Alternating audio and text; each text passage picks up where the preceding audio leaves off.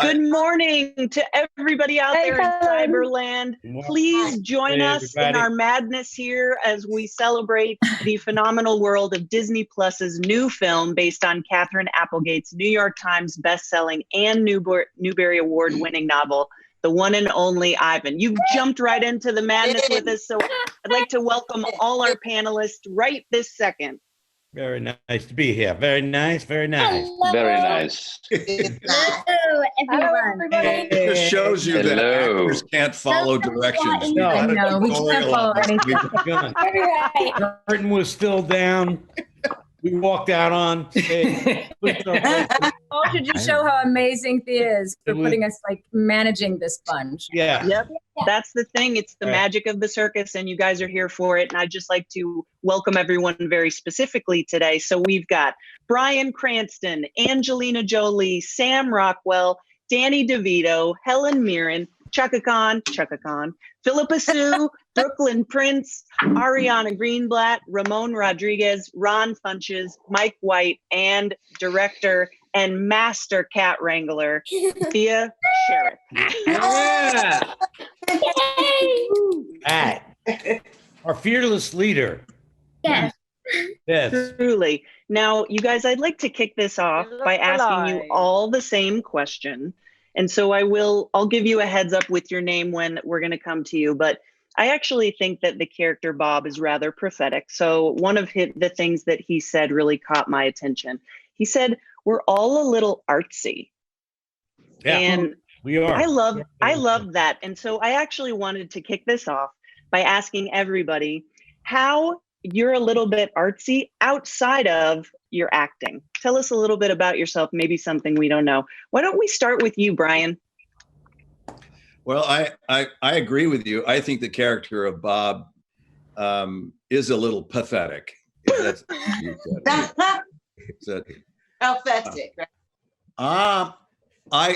In this world of COVID-19 and lockdown, I've actually started baking sourdough bread, and I'm quite proud of it. Actually, it's fun. In our world of self-motivation and developing your own characters, and it takes a lot of energy, but you don't really follow any rules. And so I thought, following a recipe is kind of fun in that regard. Really cool. But it's been fun. Do you grow the yeast? And, that'll be next. God, here we go. Yeah. And you do the whole thing, and you let it rot, and then do you add things to it now, or what kind of, you make sourdough, or you make, what do you make? I make sourdough. I get the yeast from the back of your ears, and that is the starter that I use. Okay. That makes it extra sour. Okay, I get it. Just try it. Danny, what is it? Okay. Well, very good. On the artsy thing, what first came to mind with me is when I first ran away from home at 16, I actually joined the circus. Wow. What? For 7 months. Wow. Who knew? I ran away with this guy named Robert, who's lovely. I was with the Barnum and Bailey Blue Circus for about 6 or 7 months. We took a train. I didn't know what I was doing, where I was going, but I met this lovely guy named Bob at a club, and he was with the circus, and he asked me to come along, and I went. And I actually was a rope girl, and I rode the elephant girl around the finale. I fell in love with an elephant named Calcutta, and I was a rope girl where they spin that rope around, and you could put it on. It's really cool. It's great. So this really brought back. Doing this film, this really brought back memories of the circus. I was thinking, well, what could I be today? I would love to. That's amazing. I'm in the circus, yeah. Sort of. Danny, why don't you jump in there? You had a lot to say about sourdough. I would say, like, maybe I might get on the elephant for a bit, but no, I don't think the rope thing might be a little bit wacky for me. Well, you're really spinning, right? Yeah, I couldn't do it today. Yeah. I'm young and crazy, and Where were you? What state was that? I'm from Chicago. Chicago. Wow, that was amazing. Born and raised in Hyde Park. Yeah. My mom's just outside Did you Chicago. do it outside of Chicago? Really? Just in Chicago. Did you go travel with the circus? I traveled almost. We did the Blue Circus at that time, doing the sort of not the middle, not quite south and not quite north, right in the middle. And we went as far west as maybe Cool. I don't even know. I forgot. But we went a little bit west and we came back. We probably all got to see you. We don't know. And you didn't even know it. Yeah. I've been hanging out since the all lockdown stuff and doing lots of stuff. A lot of communicating, talking on phone, texting, Zooming, whatever I can. But I also started, I had a tree planted in my yard. It's a really cool tree. It's a maple tree, red maple. And it's really a very pretty tree. And I decided to hang a couple bird feeders on it. So, yeah. And all these little finches come, I mean, it's like, now it's got very, very popular. They're about six little perches on it around. And then there's the tree branches. And by now there's so many birds out. It's like I feel like it's like a deli where I've got to you got to like grab a number because they're all waiting in line to go to the bird feeding. The squirrels are the ones that come after it. That's very true. So I've been doing battle with squirrels in a good way, just like slamming the door. No, nothing too violent, but yeah. Picture a long bird feeder, and the squirrels jump. Yeah, well, I have a hummingbird feeder. Yeah, but I don't hang it from a tree. I hang it in the tree. I pulled all the branches back, and then there's this one pole that comes down to grab the thing, and the squirrels would shinny down that pole and actually hold on to the bird feeder and stick their noses in and eat. Yeah. So I love it. I put a little cardboard hat on it. They're really bright. Those squirrels and I think those guys confounded by my little cardboard hat. Now, what you guys are touching on is that a lot of us have been out in nature. That makes a lot of sense. Now, Sam, what about you? How are you a little bit artsy outside of your acting? Sadly, I have no hobbies except for lassoing. As Brooklyn and Danny know, so occasionally lasso a rubber trash can. But Bryan's baking bread. I hear Michael Fassbender races cars, and he's not in the movie. I'm impressed. I wish I had. I'm sort of a professional dog walker right now. That's about it. How about I could use a stroll, man. Yeah. Now, how about I would you, take Angelina? you for a stroll, Bob. How about you, Angelina? Oh God. I feel like I'm really boring. I spend a lot of time studying foreign policy. I'm like a closet. That's impressive. But I think my creativity is my kids. I think because I'm being with them and making up stories before bed or just being silly with them. I think really nothing I'm doing, just watching each of them become uniquely who they are.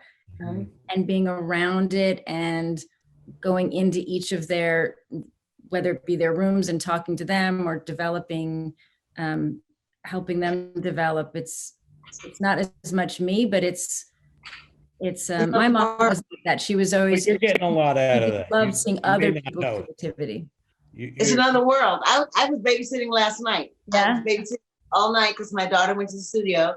And I had my grandson, he's 11. Oh, I've been watching Avatar all freaking night. And he's watching it again now. And so I'm like, so I got conversations you're having. I mean, I think this is the thing with kids and not to be plugging a film, but like why you put certain things that are what Disney did, what conversations you have and the parts of their minds you develop or the parts of humanity or since their dad is gone, and there's a one of the people in the cartoon characters is Katara, who I like very much, and she was talking to her father who had left her when she was very young, and he had the same experience, and so when his father came on and said, I'm sorry, but I had to leave you. I had to go up toward a fight. But every minute and every night, I thought about you and your brother, and I cried to be home. So I could feel that striking a chord with them. And I stopped the tape and I said, okay. I said, so how did you feel about that? You actually got an explanation for your father's absence. Did that make you feel any better? He said, yes. I said, did you imagine maybe that was what your daddy wanted to say to you? He said, yes. But that's, I knew that more was going on, but he was giving me the yes, the one monosyllabic. But I could tell he was really. But when art gets it right, when creativity gets it right, it's that deep place in us that then reaches that personal. So true. Someone else, and so true. And we share. It's true. Well, sure. That's actually something about the film that really resonated with me, was that it could be everything going on in the world right now, but it just has such a heart. And even with that great story, as we all know, movies are nothing without the story.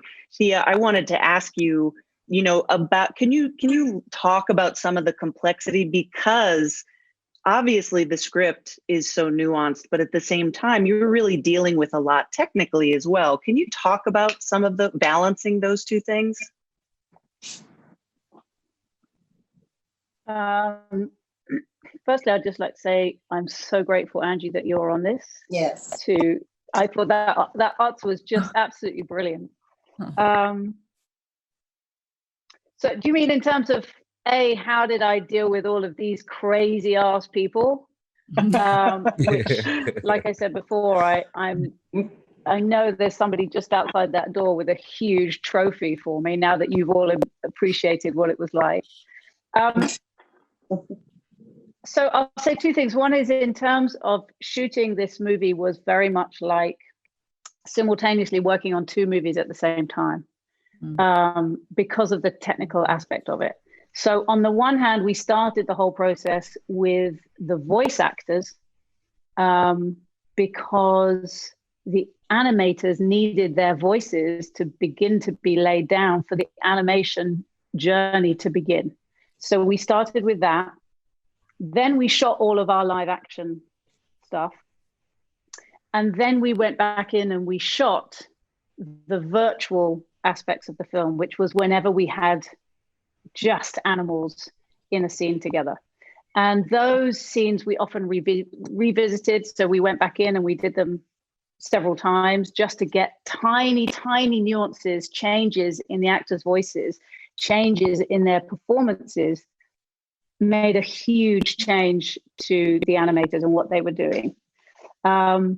So in that sense, the technicality of it was certainly unlike anything I've ever done before. And then the other big thing, to answer your question, that we had to monitor, if you like, throughout, particularly throughout post, which is something that a lot of the voice actors were still around with me, and Mike White in particular was monitoring. You said heartfelt, which of course we wanted to capture the heartfelt spirit of the book, which was the most important thing. But there are also some very important big issues captured within the book that Catherine Applegate, for me, just managed to catch a level that meant that when I first read the book with my kids, who were 9 and 10 at the time, Angie, I know you had this experience, they just absolutely loved it, and they connected with it emotionally on a level that they really appreciated the journey that these characters go on. And I knew, reading it as an adult and as a parent, that I was appreciating something slightly different in certain aspects. And so we wanted to monitor throughout. We wanted to monitor the humor, because we always wanted to balance it and keep that aspect going, but not to be afraid of connecting with the emotionality of what is a really very powerful story. And now that's actually one of the things about the film too. It allows for conversations about how we can advocate for the proper care and treatment of the animals. And Helen, I wondered if you had any feelings that you'd like to share about that message, and did participating in this film make you feel a certain kind of way? It was a fascinating technical experience, and that's the amazing thing about our job is that we're constantly being exposed to completely new experiences. And as this digital, a press junket, it's the first for all of us. So, that it's amazing that the technique, I was in awe of the technicalities that Thea had to be, on top of. It was extraordinary. Her work was extraordinary. It's funny, I was just thinking with Danny, nature and animals are so much a part of our life and our existence, and the insects and the diseases. We're only, I feel we're at the very, very beginning of our knowledge of actually how important the natural world is to us. And this COVID, for example, is an incredible lesson in that direction. But I also went down the bird feeder thing for my entertainment, and the squirrels and the chipmunks, and watching them all work it out between themselves.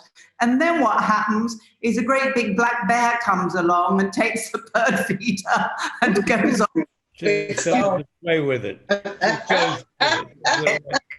I haven't seen the black bear situation yet in the Hollywood Hills, but I'm expecting. Nature's it's not necessarily very nice, nature. No, I'm sure it would. Well, in fact, yes. Please go ahead. I want to ask Brooklyn and Ariana what they loved about the book, and maybe how they feel about the environment, and what all us crazy adults need to understand. Well, I actually read the book before I even started acting. I read it in 3rd grade. And when I got the job, I was looking through my camera roll and I saw a picture of me reading it to the class. And I was like, no way, like that's crazy. But yeah, when I read it, it was actually one of my favorite books I've ever read in my entire life, because I've always been an animal lover and I've always wanted to help animals in any way I possibly can. So reading it was very touching to me, and I loved Bob. That was definitely one of my favorite characters. But yeah, I mean, as a kid, I want to spread awareness for kids my age as well to help animals in every way possible. But yeah, I mean, when I read it, it was very touching, and I learned a lot from it as well. And I thought it was a really cool story. So especially when I met Catherine Applegate, it was a cool moment for me, because I kind of just thanked her. I was like, thank you for bringing awareness, especially for kids to read, to help animals. And I don't know, it was really cool. And I love art and painting and everything. So combining my animal loving side of me and my art side of me was really cool to see. And I'm just very thankful to play that character.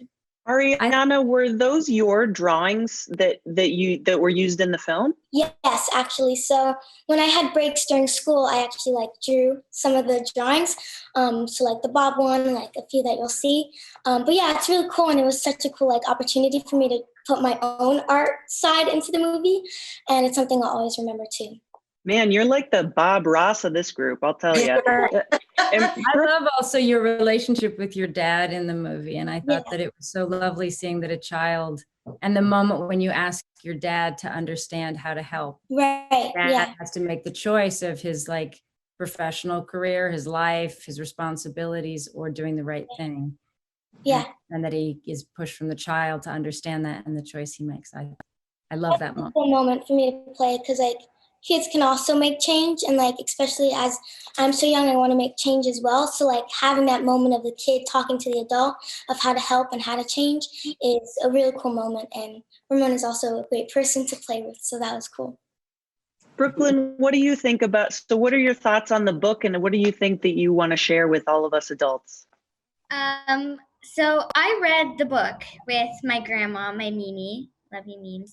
But also I read it out loud to my brother and my mom, and my brother was really young, and I remember reading it, and I honestly loved Ruby, but I think it teaches us a good lesson about keeping our promises, because Ruby would have never gotten free if Ivan did keep his promise to Stella. And I think that's something very beautiful. But I love the book so much that I lended it to my best friend, and I told her to read it because it was something so special. And I loved Bob, and because he was so funny. But I also loved the sentiment that of love, and like how Ivan doesn't care for Ruby in the first place, but even though he doesn't care for Ruby, and then like when Stella kind of tells him to keep his promise, or tells him that he has to promise to get Ruby, or he makes the promise to get Ruby out in the wild, he works his best to do that, and that is something that a lesson that we can all take in. And I also heard that you had a very special outfit that you like to wear when you were recording. Can you tell us about that? Confirm or deny the rumor, please. It is confirmed. So I saw Angie 2 times. The first time I met her was at the Governor's Awards, and then I saw her at the Critics' Choice Awards. When I saw her at the Critics' Choice Awards, I was like, hey, we should wear elephant onesies in the recording room. And I go home and I'm like, Mama, please buy me an Angie elephant onesies. And my mom was like, I'm buying Angelina Jolie an elephant onesie to match my daughter. What even size does she wear? And my excitement when I got it. Yeah, and I was there and in the onesie, and I was bouncing around like a fart in a skit. I was like, when's Angie coming? When are we gonna wear elephant onesies? And my dad's like, it's probably hot, or she might forget it or something. She comes in, she's like, and she like drops off the stuff, and she's like, you got it for me? And so she put it on, and me and her have a selfie together wearing our elephant onesies. But in the end, it got kind of hot, but we just tied it around our waists.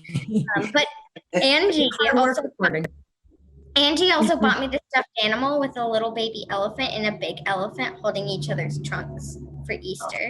I think it's safe to say we became like the elephant family, and we got really into our characters, us too. Yeah.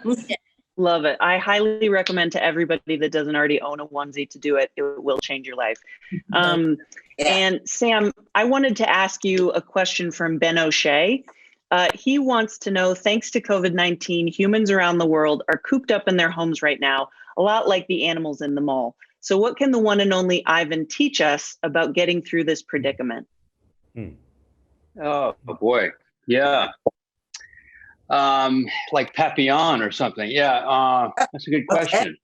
I don't really know the answer to that, but I think Ivan would definitely have something to teach us for sure about isolation. Yeah. The real story is, if you've seen the documentary, it's really moving, and it's a heartbreaking story, the real story. So I'm sure Ivan would have something to say about it. I think you're relying on your friends. That's big. Being in that circle of the closest circle that you have, especially we're in the pandemic. You're looking for your family or your friends that are the people that are you're socially distancing from, but that are the safest. So you try to do that, and also then you got, you had a TV we had a TV we watched in the domain. Bryan gave us Mack gave us a TV. You, not me. He wouldn't give me a TV.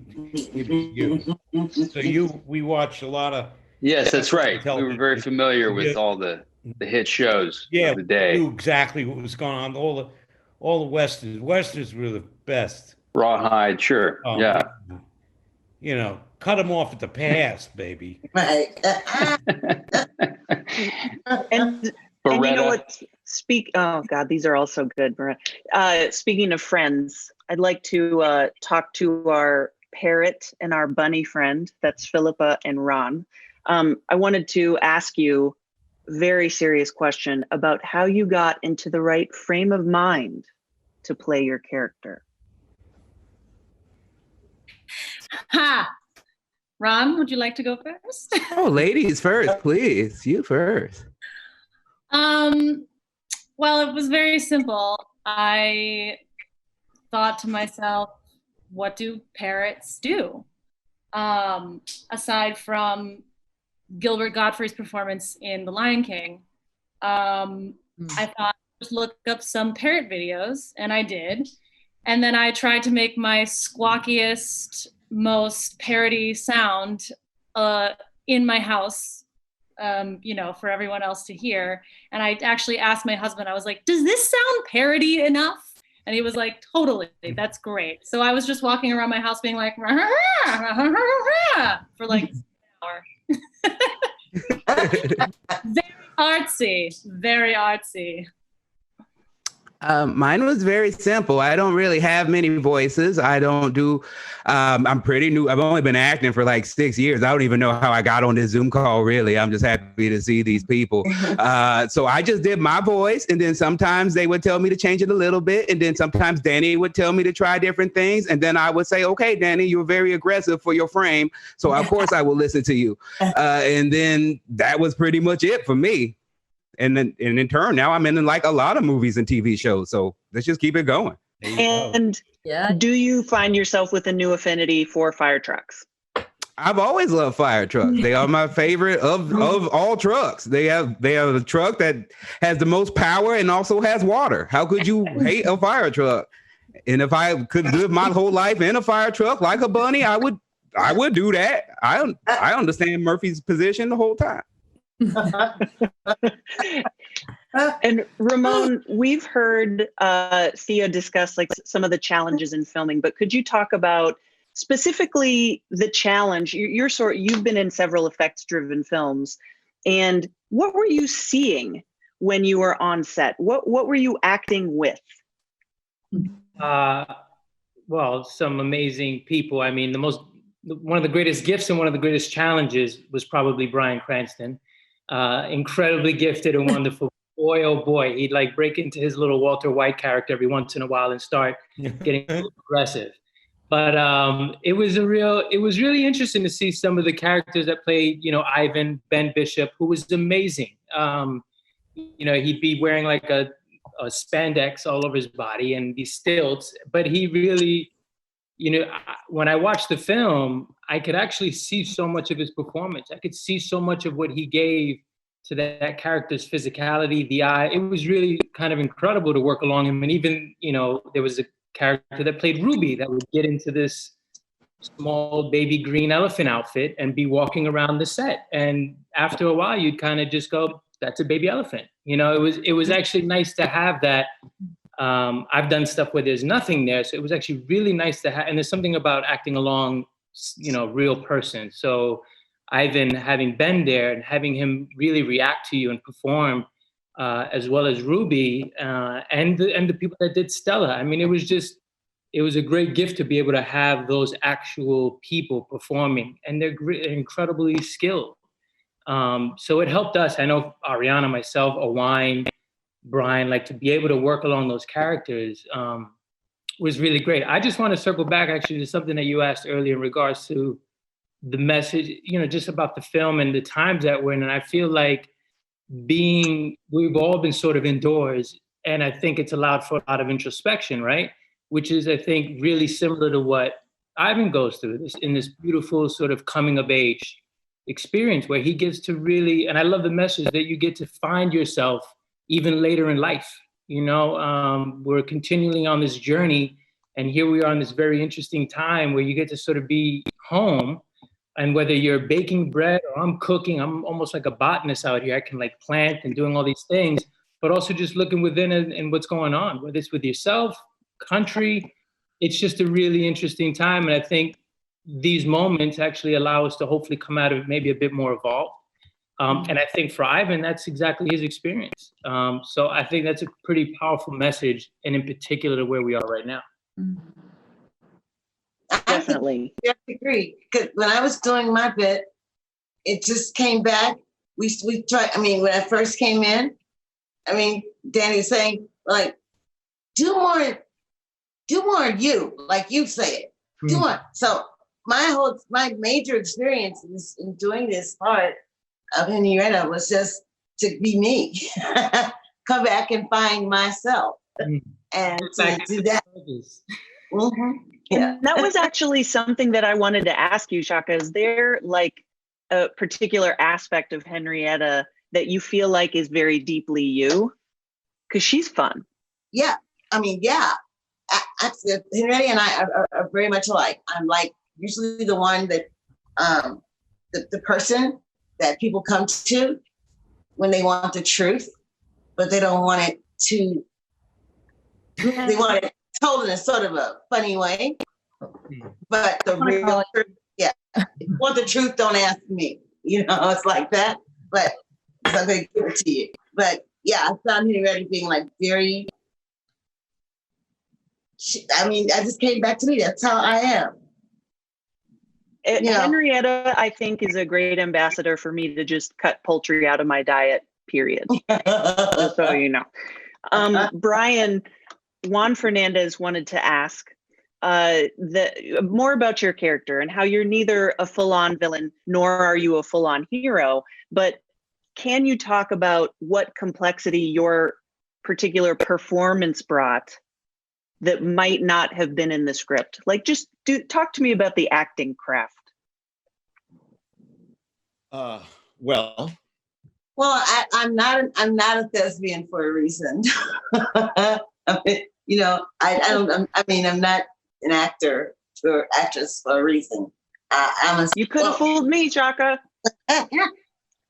But what about you? So going back to Bryan, what do you? The best thing I found, like I said, was myself in this character. We went around and around and around with it. How do I say this? How should I say that? Me and close the door. Me and Danny and Dan and I were going around in circles. How should I do this? And finally, when I said it without any thought, without thinking about it, just said it. Then everybody said, "Yeah, that's right. But just let me hear your essence." Well, that's the thing. And I mean, that's what you guys have to bring to the table is your essence. And that's why I think that, the character of Mack is also a really interesting one because you're there's a lot of pressure on that character. Bryan, can you talk about that? Well, it started with Mike's script, which resonated with me and the plight of not just the animals and their particular emotional journey, but also with Mack. And I met with Thea a couple times before we started shooting, and we really discussed how we'd lay this out. And I too saw him as a man who has flaws, but also is attempting to make things right. Ivan was like a child to him. And so he wasn't about to abandon his child. So he wanted to figure out, how do I embrace the fact that he's now a full-fledged silverback gorilla? And how do I live with that? And so it was to discover those nuances and allow for the character to be vulnerable. So we talked about it, and I pitched the idea that Mack wears a wig, and that at one point the wig flies up and he's bald and it embarrasses him. And I also had a stomach pad to make him a little and that a girdle, so that when he's doing his master thing, that he would be wearing a girdle. And so those kind of things that were personal vulnerabilities that he didn't want people to see. So he was presenting himself as someone he wanted to project, but it wasn't really him. And at the end, then it came full circle. And Thea said, then at the end, we embrace, and he embraces who he truly is and allows himself to show who he really is at the end. No more wig, allowing himself to be who he is. And he's happy and proud to see that Ivan has moved into the next chapter in his life. And how much CG was involved in you riding a tiny bicycle, Bryan? No. You look at a bicycle and you go, "Oh, I can ride that." It's actually much harder than it appears. No, CG, I rode the bicycle. It was difficult, but it was fun. And I fell down several times because it's slick, and your knees are basically up in your face when you're riding this whole thing. I didn't, when I first saw the bicycle, I noticed on the side of it, it said property of Danny DeVito. And I went, oh. Was that Danny's idea? To work every day. I rode that to work every day. I kept it in my phone. I knew it. Yeah. Fabulous. I take baths with it too. I bet you did. Yeah.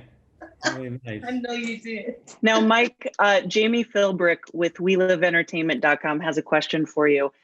Please talk about the always challenging process of adaptation. Obviously it's heartbreaking to leave some things behind, but can you expand on that? Yeah, sure. I feel like I was really lucky because the book is so, the characters are so rich and it's so emotional and very soulful for a children's book or a young adult book. I don't know how you necessarily classify it, but yeah, I think that it needed like a structure, like a lot of these adaptations, where you just need to make it more have a more of a plot in a sense, because the plot isn't really front and center in the book. So that was the biggest challenge, and just giving Ivan and Mack and arcs. Mack's arc is pretty solid in the book, but Ivan having an arc that is more classic as far as like a Disney film would require. So that was the biggest challenge, and working with Thea and the producers and Disney, it was I think our biggest challenge as far as adaptation.